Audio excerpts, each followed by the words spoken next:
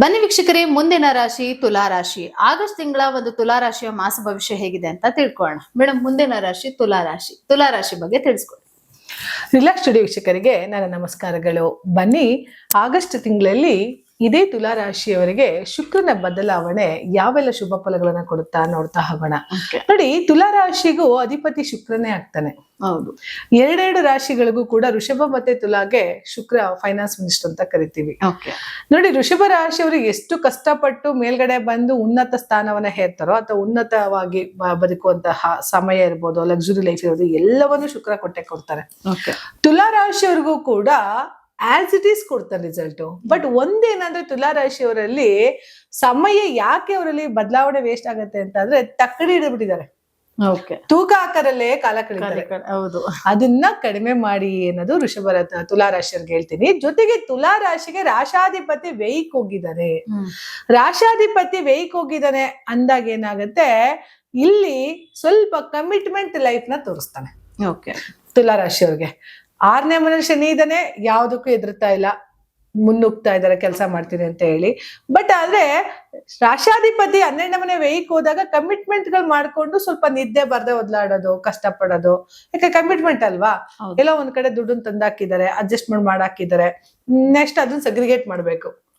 L ತೀರಿಸೋದು, ಹೆಂಗ್ ಮಾಡೋದು, ಏನ್ ಮಾಡೋದು, ಈ ತರದ ಆಲೋಚನೆಗಳು ತುಲಾ ರಾಶಿಯವರಿಗೆ ಇದ್ರೂ ಕೂಡ ಈ ಒಂದು ಆಗಸ್ಟ್ ಮಂತ್ ಅಲ್ಲಿ ಬುಧ 10ನೇ ಮನೆಗೆ ಬರ್ತಿರೋದ್ರಿಂದ, ಅಲ್ಲಿ ಗುರು ಕೂಡ ಇರೋದ್ರಿಂದ ಏನಾಗತ್ತೆ, ಇವರಿಗೆ ಏನೆಲ್ಲ ಕಮಿಟ್ಮೆಂಟ್ ಗಳನ್ನ ಕ್ಲಿಯರ್ ಮಾಡ್ಕೊಡ್ತಾರೆ. ಸೊ ಕಮಿಟ್ಮೆಂಟ್ ಕ್ಲಿಯರ್ ಮಾಡ್ಬೇಕಪ್ಪ. ಕಮಿಟ್ಮೆಂಟ್ ಕ್ಲಿಯರ್ ಮಾಡ್ಬೇಕಂದ್ರೆ ಏನ್ ಬೇಕು, ನಮ್ಗೆ ಕಮ್ಯುನಿಕೇಶನ್ ಬೆಳಿಬೇಕು, ಒಂದು ಮಾರ್ಕೆಟಿಂಗ್ ಬೆಳಿತಾ ಹೋಗ್ಬೇಕು. ಇದೆಲ್ಲ ಬೆಳೆದ್ರೇನೆ ನಾವ್ ಲೈಫ್ ಅಲ್ಲಿ ಎಲ್ಲವನ್ನು ಸಂಪಾದನೆ, ನಾವ್ ಎಷ್ಟು ಕಮ್ಯುನಿಕೇಟ್ ಮಾಡ್ಕೊಂಡು ನಾವು ಮಾರ್ಕೆಟ್ ನ ಬೆಳೆಸ್ತಾ ಹೋಗ್ತೀವೋ ಅಷ್ಟು ಮಟ್ಟಿಗೆ ಸಂಪಾದನೆ ಮಾಡ್ತಾ ಇರ್ತೀವಿ. ಆ ಸಂಪಾದನೆಯ ಮಾರ್ಗವನ್ನ ತುಲಾ ರಾಶಿಯವರಿಗೆ ಕಂಡುಕೊಡ್ತಾನೆ. ಖಂಡಿತ ಇಟ್ಟಂತಹ ಹೆಜ್ಜೆಯಲ್ಲಿ ಗುರಿನ ನೋಡಿ ಮುಟ್ಟಿ ಬರುವಂತಹ ಒಂದು ಸಮಯ ಆಗಸ್ಟ್ ತಿಂಗಳಲ್ಲಿ ಆಗೋದ್ರಿಂದ ಕೆಲವು ಅವಕಾಶಗಳು ಅವ್ರನ್ನ ಹುಡಿಕೊಂಡು ಖಂಡಿತ ಬಂದೇ ಬರುತ್ತೆ ತುಲಾ ರಾಶಿಯವರಿಗೆ. ಜೊತೆಗೆ ತುಲಾ ರಾಶಿಯವರಿಗೆ ಗುರು ಹತ್ರಲ್ಲಿರೋದ್ರಿಂದ ಏನಾಗ್ತಿದೆ, ಹೊಸ ಹೊಸ ಕೆಲಸಗಳು ಏನಾದ್ರು ಮಾಡೋಣ, ಒಂಥರ ನವೀಕರಣ ವಿಚಾರಧಾರೆಗಳು. ಬುಧ ಅಲ್ಲೇ ಇದ್ದಾನೆ. ಸೊ ತಲೆ ಕೊಡ್ಬೇಕು, ಏನ್ ಬ್ರಿಲಿಯಂಟ್ ಮಾಡ್ಬೇಕು, ಏನ್ ಯೋಚನೆ ಮಾಡ್ಬೇಕು, ನಾನು ಏನ್ ಸಂಪಾದನೆ ಮಾಡ್ಬೇಕು, ಯಾವ ಮಾರ್ಗದಿಂದ ನಂಗೆ ಹಣ ಬರುತ್ತೆ, ಅದು ಎಲ್ಲವನ್ನು ತೋರ್ಸ್ಕೊಡೋದು ಬುಧ ನಿಮ್ಮ ಒಂದು 10ನೇ ಮನೆಯಲ್ಲಿ ಇರೋದ್ರಿಂದ ಹೊಸ ದಾರಿ, ಹೊಸ ಮಾರ್ಗಗಳು ತುಲಾ ರಾಶಿಯವರಿಗೆ ಕಟ್ಟಿಟ್ಟ ಬುತ್ತಿ. ಹಾಗಾಗಿ ತುಲಾ ರಾಶಿಯವರು ಸಂಪಾದನೆಗೂ ಎದುರಲ್ಲ, ಕಳಿಯೋದಕ್ಕೂ ಎದುರಲ್ಲ. ಆದಷ್ಟು ತುಲಾ ರಾಶಿಯವರು ಕಳಿಯೋದು ಕಮ್ಮಿ, ಕೂಡಿಡ್ತಾರೆ. ಒಂದ್ ಪೆನ್ಸಿಲ್ ಹಿಡ್ಕೊಂಡು, ಪೆನ್ ಹಿಡ್ಕೊಂಡು, ಮಾರ್ಕ್ ಹಿಡ್ಕೊಂಡು ಇಷ್ಟಿಷ್ಟೇ ಬದುಕ್ಬೇಕು ಅನ್ನೋ ತುಲಾ ರಾಶಿಯವರು. ಯಾಕಂದ್ರೆ ತಕಡಿ ಅಲ್ಲ, ತೂಕಕ್ಕೆ ಸರಿಸಮಾನವಾದ ಬದುಕು ತುಲಾ ರಾಶಿಯವ್ರಿಗಿರುತ್ತೆ. ಅದ್ರಲ್ಲೂ ಕೂಡ ಅನುಭವಿಗಳು, ಜೀವಿಗಳು ಅಂತಾನು ಕೂಡ ಹೇಳ್ಬೋದು. ಯಾವ್ದ್ರ ಬಗ್ಗೆ ಗೊತ್ತಿರಲ್ಲ ತುಲಾ ರಾಶಿಯವ್ರಿಗೆ, ಪ್ರತಿಯೊಂದ್ರ ಬಗ್ಗೆನೂ ಕೂಡ ತುಲಾ ರಾಶಿಯವ್ರಿಗೆ ಗೊತ್ತಿರ್ತದೆ. ಎಲ್ಲದ್ರ ಬಗ್ಗೆ, ಈವನ್ ಮಾರ್ಕೆಟಿಂಗ್, ಮತ್ತೊಂದು ಇನ್ನೊಂದು ಇರ್ಬೋದು, ಪ್ರತಿ ಹಂತದಲ್ಲೂ ವಿಚಾರಗಳನ್ನ ತಿಳ್ಕೊಂಡಿರುವಂತಹ ಒಂದು ತುಲಾ ರಾಶಿಯವರಿಗೆ ಕುಜ ಕೂಡ ಸಾಕಷ್ಟು ಸಪೋರ್ಟ್ ನ ಮಾಡೋದ್ರಿಂದ ಭೂಮಿಗೆ ಸಂಬಂಧಪಟ್ಟಂತ ಖರೀದಿ ಮಾಡೋದ್ರಲ್ಲಿ ಅಥವಾ ಭೂಮಿಗೆ ಹೊಸ ಹೊಸ ಅಡವಳಿಕೆ ಮಾಡ್ಕೊಳ್ಳೋದ್ರಲ್ಲಿ, ಅಂದ್ರೆ ಏನಾದ್ರು ಹೊಸ ವಸ್ತುಗಳನ್ನ ಹಾಕುವಂಥದ್ದು ಕೂಡ ಮಾಡ್ತಾ ಹೋಗ್ತಾರೆ. ಜೊತೆಗೆ ತುಲಾ ರಾಶಿಯವರಿಗೆ 3ನೇ ಮನೆ ಗುರು 9ರಲ್ಲಿ ಹತ್ರ ಇರೋದ್ರಿಂದ ಏನಾಗ್ತಾ ಹೋಗುತ್ತೆ, ಯಾರ ಮುಖಾಂತರ, ಸ್ನೇಹಿತರ ಮುಖಾಂತರ ಹೊಸ ಹೊಸ ಅವಕಾಶಗಳು ಸಿಗ್ತಾ ಹೋಗುತ್ತೆ ತುಲಾ ರಾಶಿಯವರಿಗೆ. ಮತ್ತೆ ತುಲಾ ರಾಶಿಯವರು ಸುಖ ಸುಮ್ನೆ ಎಂತೆಂತ ಫ್ರೆಂಡ್ಗಳನ್ನ ಮಾಡ್ಕೊಳ್ಳೋದು ಅವ್ರ ಚಾಯ್ಸ್ ಅಬ್ಬಲ್ಲು. ಎಷ್ಟು ಬೇಕಷ್ಟು ಮಾತಾಡ್ತಾರೆ, ಎಷ್ಟು ಬೇಕಷ್ಟು ಊಟ ಮಾಡ್ತಾರೆ, ಎಲ್ಲದಕ್ಕೂ ಒಂದು ಸಮತೋಲನೆ ಕಾಯ್ಕೊಂಡು ಹೋಗುವಂತ ವ್ಯಕ್ತಿಗಳು ತುಲಾ ರಾಶಿಯವರು. ಹಾಗಾಗಿ ಅವರು ಕೂಡ ಒಂದ್ ಸ್ವಲ್ಪ ಪರ್ಫೆಕ್ಷನಿಸ್ಟ್ ಅಂತ ಹೇಳ್ಬೋದು.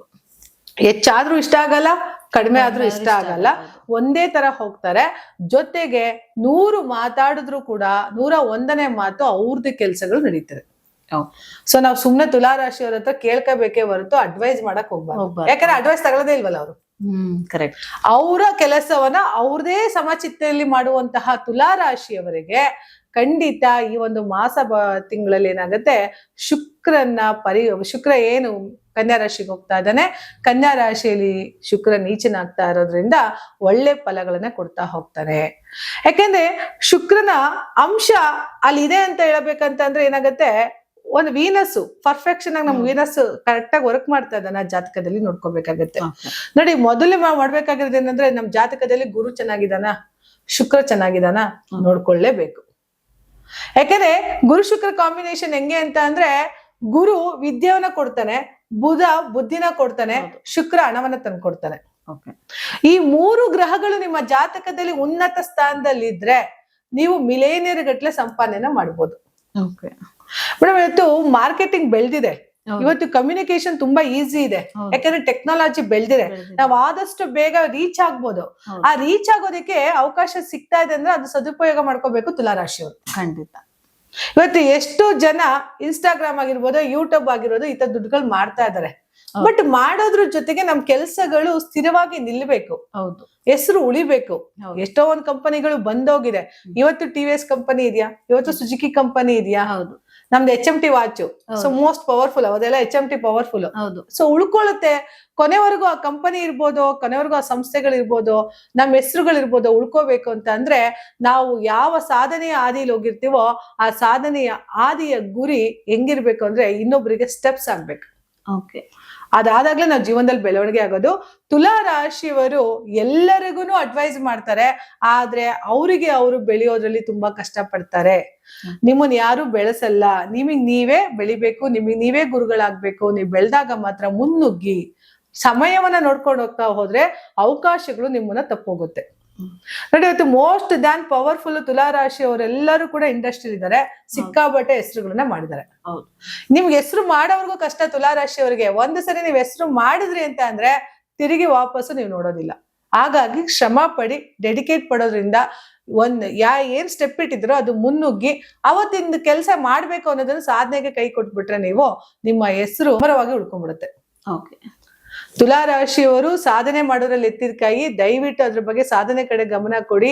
ಇದೇ ಮಾಸ ತಿಂಗಳಲ್ಲಿ ಶುಕ್ರ ನೀಚನಾಗೋದ್ರಿಂದ ಗುರು ಮತ್ತೆ ಬುಧನ ಸಪೋರ್ಟ್ ಕೂಡ ನಿಮಗೆ ಬರೋದ್ರಿಂದ ಸಾಕಷ್ಟು ಕೆಲಸ ಕಾರ್ಯಗಳಲ್ಲಿ ಯಶಸ್ಸನ್ನ ನೋಡ್ತಾ ಇರ್ತೀರಿ.